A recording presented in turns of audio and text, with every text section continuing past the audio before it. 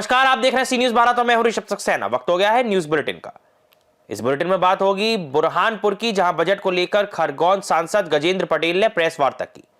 आगे बात करेंगे धनबाद की, जहां लोधना में दिल दहला देने वाली घटना, पिता पर 2 माह के मासूम की हत्या का आरोप लगा। खरगोन सांसद और अनुसूचित जाति जनजाति मोर्चा के राष्ट्रीय महामंत्री गजेंद्र पटेल ने केंद्रीय बजट 2026 को सभी वर्गों के लिए हितकारी बताते हुए बुरहानपुर के विकास संबंधी मुद्दों पर प्रेस वार्ता की। उन्होंने बुनकरों के लिए पुरानी पावर लूम मशीनों को बदलकर आधुनिक मशीनें उपलब्ध कराने और इसके लिए अतिरिक्त सब्सिडी देने की योजना की जानकारी दी। साथ ही एचटीसी ताप्ती मिल को पुनः चालू करने और ताप्ती नदी के प्रदूषण पर नियंत्रण के लिए सरकार और नगर निगम द्वारा ठोस कदम उठाए जाने की बात कही। सांसद ने कहा कि केंद्रीय बजट 2026 स्थानीय उद्योगों को मजबूत बनाने और रोजगार के अवसर बढ़ाने पर केंद्रित हो। सबसे पहले तो मैं देश के यशस्वी प्रधानमंत्री आदरणीय नरेंद्र मोदी जी को धन्यवाद दूंगा, जिनके नेतृत्व में देश भर की जनता के लिए और जनता के साथ जुड़े तमाम प्रकार की व्यवस्थाओं को लेकर बजट पास किया गया है। पहली बार 9वीं बार किसी हमारी महिला नेत्री, हमारी वित्त मंत्री निर्मला सीतारमण जी ने ये बिल पास किया है। निश्चित तौर पर यह बजट देश की आर्थिक समृद्धि को बढ़ाना, देश को मजबूत करने के साथ में सबका साथ, सबका विकास, सबके विश्वास और सबके प्रयास के आधार पर ये बजट पास हुआ है। इसमें हमारे तमाम प्रकार के हमारे युवा हैं, महिला हैं, किसान हैं, मजदूर हैं, छोटे उद्योग हैं, व्यापारी हैं, तमाम प्रकार के वर्गों के हितों की भी चिंता की गई है, जहां पर 2047 का विकसित भारत, आत्मनिर्भर भारत तैयार हो और देश की सबसे बड़ी अर्थव्यवस्था के रूप में भारत खड़ा हो। इसको लेकर तमाम प्रकार के बजट में व्यवस्था की गई। इस प्रकार से तमाम प्रकार के पुराने उद्योग धंधों को अपग्रेड करना, नए रोजगार के साधन खड़े करना, नए नए ट्रेनिंग के कैंप लगाना, स्वास्थ्य सुविधाओं में अनेक प्रकार की कैंसर जैसी गंभीर बीमारी की दवाइयाँ कम कीमत में मिलें और तमाम प्रकार के इलाज आयुष्मान के भारत के माध्यम से हमारे लोगों का कम खर्चे के माध्यम से हो सके, तमाम प्रकार की सुविधाएं इस बजट सेशन में रखी गई है। बुरहानपुर से सी न्यूज संवाददाता सतीश बाग की रिपोर्ट। धनबाद के लोधना ओपी क्षेत्र में एक दिल दहला देने वाली घटना सामने आई है, जिसमें एक पिता पर अपने 2 माह के मासूम बेटे की हत्या का गंभीर आरोप लगा है। आरोपी की पत्नी मुस्कान कुमारी ने पुलिस में लिखित शिकायत दर्ज कराई है, जिसमें बताया कि झगड़े के बाद पति ने बच्चे का गला दबा दिया। बच्चे को झरिया अस्पताल ले जाने के बाद धनबाद रेफर किया गया, जहां उसे मृत घोषित किया गया है। लोधना पुलिस ने शव को पोस्टमार्टम के लिए भेजकर मामले की जांच शुरू कर दी है और पूरे इलाके में घटना से सनसनी फैल गई है। झगड़ा किया पापा से, हमारे बात करने के लिए हम पापा से। कौन झगड़ा किया? हमारा हस्बैंड। क्या नाम हुआ? चंचल कुमार। ठीक है। 12 बजे रात तक झगड़ा किया। हम भैया के पापा के उठाए कि देखिए ना, हमारा घर से भगावेला बोल रहे हैं, हमारे मम्मी के गाली दे रहे हैं, हमारा कर की घर से निकल जाओ, रात में कहाँ जाएंगे। फिर 12 बजे रात तक सब बोले, हमरे बोले सब, उनका कोई ना बोले, उनका खाली को पापा बोले, सब हमरे बोले कि तोरे गलती रहो, तू ही मुँह दाब। तो हम चल गए अपन रूम में, वो भी अपन रूम में आ गया तो बोला हम बाबू हमारे, फिर यही बहस करते करते 2 बज गया। बाबू हमारे रोवे लगा, अस्पताल था, गोदी में उठा के और दूध पिलाया, तब भी रो रहा था। तो सोचे कि देह दर्द कर रहा था, तेल लगाए ओकरा, तेल लगा के फिर से दूध पिलाए ओकरा, फिर सुसु कर देता, ओकरा पैम्पर्स पहना के, पजामा उजामा पहना के ओकरा सुला दिए रात में। फिर हम उठे तो देखेंगे हमारे बाबू के नाक से खून बह रहा है, मुंह से खून बह रहा है। अच्छा। हम बाबू के गोदी में लेके हम दौड़ के बाहर आए। देखिए ना, हमारे बाबू हमारे ना बोल रहा है कुछ। भैया के साथ हम झरिया गए, वहाँ डॉक्टर बोला कि धनबाद लेके जाइए। धनबाद बोले कि बच्चा के ले जाइए, बच्चा नहीं है। तो धनबाद पीएमसीएच है? पता ना कौन सा हॉस्पिटल। कौन भैया थे साथ में? अच्छा, वो भाई सौरभ भैया थे साथ में, उनके साथ हम गए हैं। तो क्या लगता है कैसे उन बच्चा का मौत हुआ है? हमारे बच्चा के नाक मुंह में से खून भरा था, हमारे बच्चा के दाब दिया है। हमारे हस्बैंड थे, वो हमारा बोलते कि हमारे बच्चा ना है ही, पेट में था, तब में बोले कि जहर खा के दवाई खा के गिरा दे, हमारा बच्चा ना चाहिए। अच्छा।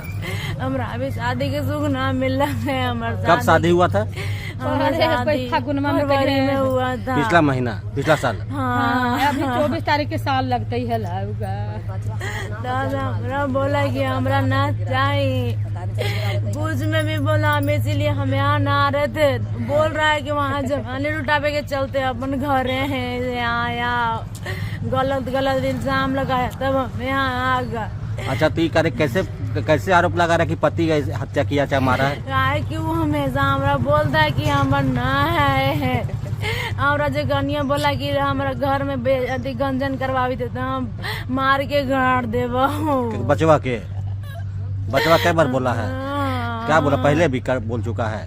पहले में से बोल रहा है कि हमारा बच्चा ना चाहिए, हमारा ना है। हमरा कह रहे कि दूसर के बच्चा लेके इतना खुश है, हम कह रहे थे कि हमारा बचवा जान है, हमार कह रहे कि दूसर के बचवा लेके इतना खुश है। वो हमार बचवा था, हम जन्म दिए थे। पति उस समय कहाँ था? आप अलग अलग रूम में सोते? एक रूम में सोते? एक रूम में थे, वहीं पे हमारे बाबू था, वहीं पे हम थे, वहीं पे सोफा पे वो था। हमारे बाबू के कहता था कि हम ना है दूसर के, इतना छोटा हमारे बाबू वाला। तो ये आरोप मतलब आपको क्या लगता है कि पति हत्या कर दिया है? वही ना मजाते, वही हमरा धमकी दिया था। क्या धमकी दिया था? घर में हमारे गंजन करावी थे, मार के गाड़ दे। बचवा के मार के गाड़ दे वो। ठीक। धनबाद से सीनू संवाददाता सिंधु कुमार की रिपोर्ट। गढ़चिरौली के सिरौंचा तालुका के जाफराबाद गांव में पिछले 2 से 3 वर्षों से विद्युत ट्रांसफार्मर बंद होने के कारण पूरा गांव अंधेरे में डूबा है, जिससे ग्रामीणों को भारी परेशानियों का सामना करना पड़ रहा है। महावितरण विभाग की उदासीनता के चलते ऑल इंडिया यूथ फेडरेशन और ग्रामीण कई बार शिकायत कर चुके हैं, लेकिन कोई ठोस कार्यवाही नहीं हुई। AIYF के तालुका अध्यक्ष रवि बारसांगड़ी ने चेतावनी दी है कि यदि 8 दिनों के भीतर नया ट्रांसफार्मर स्थापित नहीं किया गया तो महावितरण कार्यालय पर आंदोलन किया जाएगा। बिजली न होने से विद्यार्थियों की पढ़ाई, किसानों के कृषि कार्य और सुरक्षा प्रभावित हो रही है और ग्रामीणों ने प्रशासन से तत्काल समाधान की मांग की है। इथे आम्ही गावातले रहिवासी आहोत. हा गोलकार मोला जो आहे ते जे नागरिक आहेत त्यांनी, आणि आमचा जो घर आहेत 50 घरे आहेत तिथे, आणि आम्हाला लाईनचा बहुत प्रॉब्लेम होता है नगरच्या, आणि शेतीच्या कामासाठी, पाणीसाठी अनेक अडचणी प्रॉब्लेम आम्हाला समस्या निर्माण होऊन राहिले. वीज खंडित होणे आणि गावातील लोकांना त्रास होणे आणि जे जंगली प्राणी येऊन शेतकऱ्यांचं नुकसान होऊन राहिलं आणि आमचा व्यवसाय चालणं बहुत कठीण आहे. म्हणून महावितरण कार्यालयाकडून आम्हाला एक विनंती आहे की आम्हाला जो ट्रान्सफॉर्म इथं बसवून आमचा समस्या वीज आमचं खंडित होत आहे, म्हणून त्याच्यामुळे आम्हाला इथे एक ट्रान्सफॉर्म बसवून आमचा समस्या दूर करावी अशी त्यांना महावितरणाला विनंती करत आम्ही आज इथे सगळ्यांना आमचा समस्या दूर होण्यासाठी आम्ही आमचे रवी बारसागंडी अध्यक्ष आहेत त्यांनी सिरौंचा तालुका यूथ फाउंडेशन आणि त्यांच्या आधारात आम्ही इथं आज आम्ही सगळे 15 लोक मिळून आमच्या समस्या आम्ही कळवून तुम्हाला विनंती करतो. नमस्कार. मी आपण या ट्रान्सफॉर्मरबद्दल तहसीलदारांना आणि महावितरण सिरौंचाला वारंवार निवेदन देऊन आहे. 3-4 वर्षापासून अजून इसला भीती लावण्यात नाही आला. जर 8 दिवसात आज नवीन ट्रान्सफॉर्मर लावण्यात यावी, नाहीतर सिरौंचा तालुका अध्यक्ष यूथ फेडरेशनकडून महावितरण सिरौंचा याच्यामध्ये आपण उपोषणाला बसू, असा मी रवी बारसागंडी तालुका अध्यक्ष आंदोलन करू असा आम्ही विचार करत आहोत. गढ़चिरौली से सीनू संवाददाता चंद्रशेखर पुलगम की रिपोर्ट। खबर कैमूर जिले के कुदरा थाना से है, जहां पे कुदरा थाना परिसर में दिनांक 7 फरवरी को पुलिस अधीक्षक कैमूर के द्वारा जनता दरबार लगाया गया, जहां पे कुदरा थाना क्षेत्र की जनता अपनी फरियाद लेके पहुंची। जनता दरबार कार्यक्रम का आयोजन पुलिस अधीक्षक कैमूर के द्वारा दोपहर 3 बजे किया गया और जनता की फरियाद सुनी गई और उचित कार्यवाही की गई और कुछ आदेश दिए गए। भूमि विवाद एवं गृह भेदन के आवेदन देके फरियादी ने गुहार लगाई। हालांकि घर चोरी के मामले में पीड़ित ने बताया कि अभी तक कांड संख्या दर्ज करके कोई कार्यवाही नहीं की गई है। सिर्फ और सिर्फ आश्वासन दिया जा रहा है। ऐसे में काफी फरियादियों की सुनवाई जनता दरबार में की गई है। जी, आपका नाम? जी, यहाँ पे आप जनता दरबार में आई हैं, यहाँ पे एसपी साहब आने वाले हैं, तो आप किस समस्या को लेके आई हैं और क्या आपका उम्मीद है? मारपीट के बारे में आए हैं। खेत के विषय में झगड़ा हुआ था, और हमारा पेट में लात मार दिया। अच्छा। और मेरा 4 महीना का बच्चा नुकसान हो गया। बड़ा ऑपरेशन कराने के बाद बच्चा को निकाला गया, और उसके बाद उसके ऊपर हम लोग मर्डर केस किए हैं। वो भी केस किया है हमारे ऊपर मारपीट के बारे में। फिर भी मर्डर केस है, फिर भी वो पकड़ा नहीं रहा है। पैसा दे करके घर में है, घूम रहा है खुलेआम। आज जो हम लोग पे केस किया, हम लोग अगवा हैं, निर्दोष हैं, तो फिर भी हम लोग अंदर जा रहे हैं। ये कितने दिन का मामला हो गया? 4 महीना 3.5 महीना का मामला हो गया। बहुत हम लोग को इतना परेशान कर रहा है, इतना परेशान कर। मेरी सास भी थी 2 साल पहले, उसको भी लात मार। नाम बताइए। मेरा नाम रविकांत पांडे है। जी, घर कहाँ है आपका? घर कुदरा है, नगर पंचायत कुदरा में रहते हैं। जी, क्या मामला है? मेरा मामला 24 नवंबर का है। रात को गृहभेदन करके चोरी किया गया है, जिसमें अभी तक मुझे कुछ स्पष्टीकरण नहीं मिला है। आप यहाँ पहुँचे हैं? हाँ, मुझको कल लक्ष्मीकांत करके कोई फ़ोन किया था कि आज कुदरा में जनता दरबार लगने वाला है, एसपी साहब आने वाले हैं। तो उसी के चलते मैं भी आज यहाँ पहुँचा आवेदन लेकर के। एसपी साहब ने क्या बताया? एसपी साहब ने बताया कि इसका मैं जांच करवाता हूँ, पूछता हूँ, और डायरी में मेरा फाइल रख करके मतलब आवेदन चल दिए। इस केस में आप मुझे कोई संतोषजनक ये चीज़ नहीं मिल रहा है। कोई कार्रवाई अभी तक?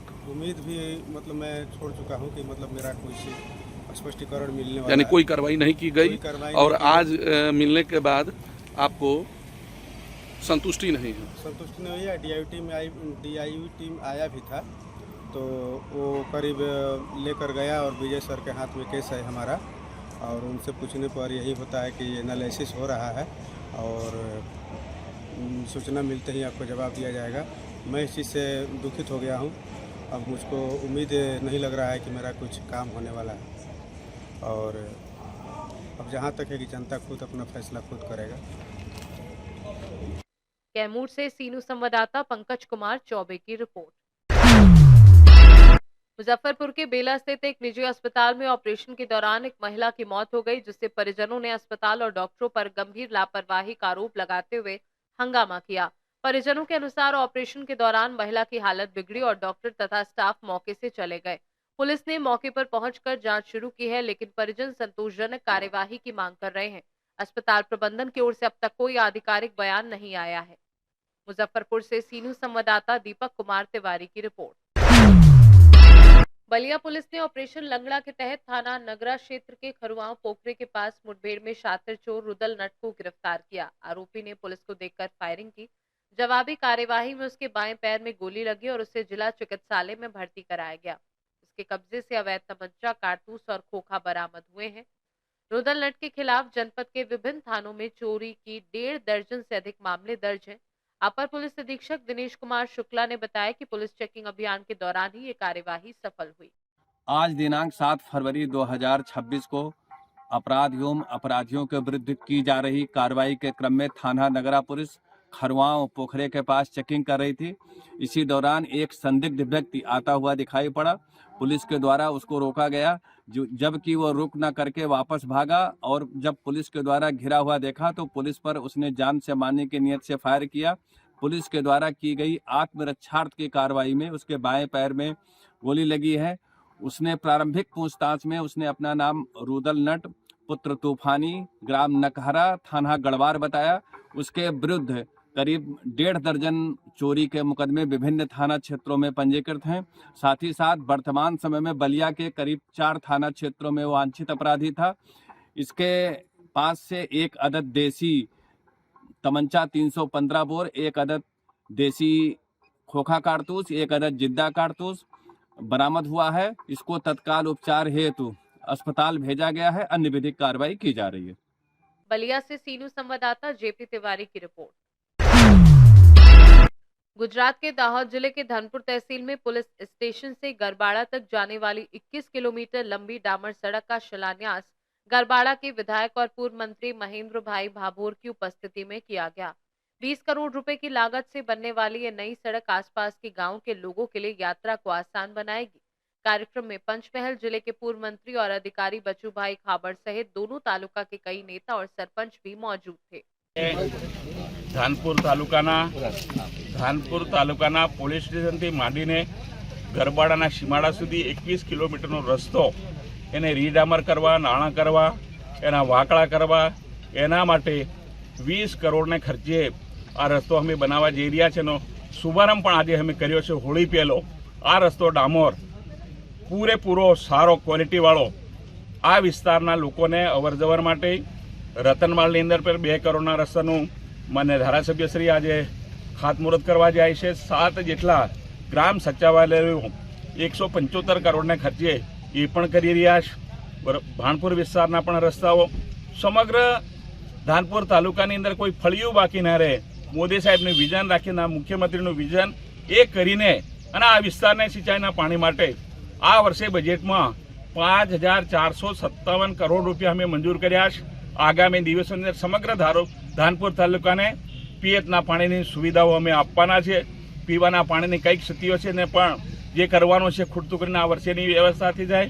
સમગ્ર ધાનપુર તાલુકાની તમામ ખૂટતી કડીઓ આગામી દિવસોની અંદર પરિપૂર્ણ કરીને ગામડા સમૃદ્ધ થાય એના માટે દેશના વડાપ્રધાન નરેન્દ્રભાઈ મોદીજીએ જે જયરામજી યોજનાનો શુભારંભ કર્યો છે એના માધ્યમથી ગ્રામ સચિવાલયની અંદર ગામને લગતા લોકોની જરૂરિયાતમાં લોકોની માંગ આધારિત તમામ યોજનાઓ 1-4થી અમલીકરણ થવાના છે. ત્યારે અમારા આ વિસ્તારના ગરીબ લોકોને ગુજરાતમાં કામે ના જવું પડે એ વ્યવસ્થા તંત્ર અમારા ગામમાં ગ્રામ સચિવાલયના માધ્યમથી કરીને એ પ્રસંગે અમારા આજે ઉપસ્થિત ધારાસભ્ય શ્રી મહેન્દ્રભાઈ ભાભોરજી, મારા સંગઠનના બધા મિત્રો, તાલુકા સભ્યો, જિલ્લા સભ્યો અને આપ સૌ પત્રકાર મિત્રોનો આભાર. Thank you.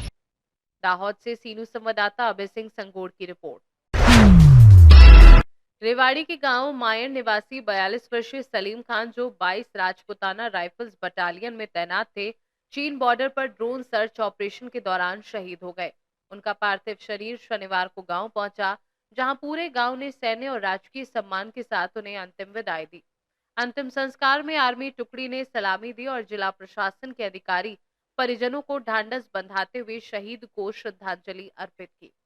सलीम खान अपने पीछे 13 वर्षीय पुत्र, 8 वर्षीय पुत्री और पत्नी को छोड़ गए हैं। मैं उमेश कुमार, जिला सैनिक बोर्ड रेवाड़ी की तरफ से आया हूँ। आज जो अपने शहीद लेट हवलदार सलीम खान, स्नोफ शुबैन खान और जो 22 राजरीफ राइफल में तैनात थे, जो गवालन घाटी आज लद्दाख में तैनात थे और इनका कल कार्डिक अरेस्ट की वजह से शहीद हो गए हैं। जो कि इन्होंने अपने लिए देश के लिए सर्वोच्च बलिदान दिया है। इनकी एक वाइफ और एक बेटा जो लगभग 13 साल का है और एक बेटी जो 8-9 साल की है, ये 3 अपने पीछे छोड़ गए हैं। और इनके परिवार में इनके पिताजी हैं, 3 बहनें हैं और एक भाई और बाकी रह गया है। इन्होंने देश के लिए अपने तरफ से सर्वोच्च बलिदान दिया है, जो और सभी युवाओं के लिए एक प्रेरणा स्रोत है। और गाँव ने इनके लिए आज जो शहीद स्मारक बना रहे हैं, मैं चाहता हूँ कि गाँव इनकी तरफ से देखे और युवा जितने भी हैं वो इनसे प्रेरणा लेते हुए आगे बढ़ने की और मैक्सिमम लोग आर्मी में सेवा करने के लिए अपने आगे बढ़े। धन्यवाद। मेरा नाम हरिकृष्ण है, मैं नायब तहसीलदार हूँ। जो आज शहीद अपने यहाँ बयान गांव से थे, शहीद हुए हैं, उनके भावभीनी श्रद्धांजलि देने के लिए जिला प्रशासन की तरफ से मैं आज यहाँ पे हाजिर हूँ।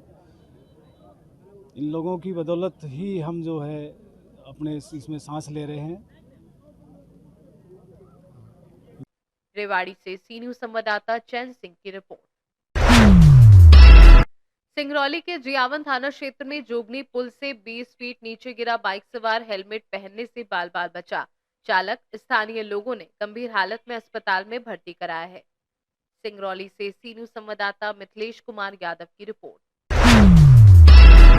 सुल्तानपुर के कादीपुर में 7 फरवरी को आयोजित संपूर्ण समाधान दिवस में पुलिस अधीक्षक चारू निगम और जिलाधिकारी कुमार हर्ष ने जन सुनवाई कर जनता की समस्याओं को गंभीरता से सुना। भूमि विवाद, परीक्षा संबंधी शिकायतें और दोस्तपुर क्षेत्र में जाम की समस्या प्रमुख रूप से उठी। अधिकारियों को त्वरित, पारदर्शी और समयबद्ध निस्तारण के निर्देश दिए गए। वहीं मौके पर कई शिकायतों का समाधान भी किया गया। कार्यक्रम का उद्देश्य प्रशासनिक जवाबदेही बढ़ाना और सरकारी योजनाओं एवं सेवाओं को जनहित के अनुरूप प्रभावी बनाना बताया गया। ये मेरा पहला तहसील दिवस है सुल्तानपुर में। ये तहसील कादीपुर में अभी जैसे जैसे इसमें पता चलेंगे तो बैलेंस टीम बना के सरकार की प्राथमिकता पे जो कार्रवाई करनी है, जिसकी अपेक्षा की जाती है हमसे, उसको कराने पर पूरा जोर दिया जाएगा। सभी थाना स्तर पे जो छोटे छोटे ज़मीनी विवाद हैं उनको चिन्हित करके उसमें निरोधात्मक कार्रवाई, और जो भी चीज़ें कोर्ट से और टीम के माध्यम से हो सकती है उसके लिए इन सबको गाइड किया जाएगा। मैम, महिलाओं को क्या संदेश देना चाहेंगे? लॉ एंड ऑर्डर के रिस्पेक्ट में महिला सुरक्षा एक सर्वोत्तम प्राथमिकता में रहेगा। इसके अतिरिक्त क्राइम के अगेंस्ट मेरा जीरो टॉलरेंस रहेगा। जो निर्देश हैं शासन प्रशासन के, डीजी ऑफिस के, उनका 100% कंप्लायंस कराया जाएगा। मैम, सुल्तानपुर जिले में यातायात को लेकर के भीषण जाम की समस्या है, इस पर आप क्या करेंगे?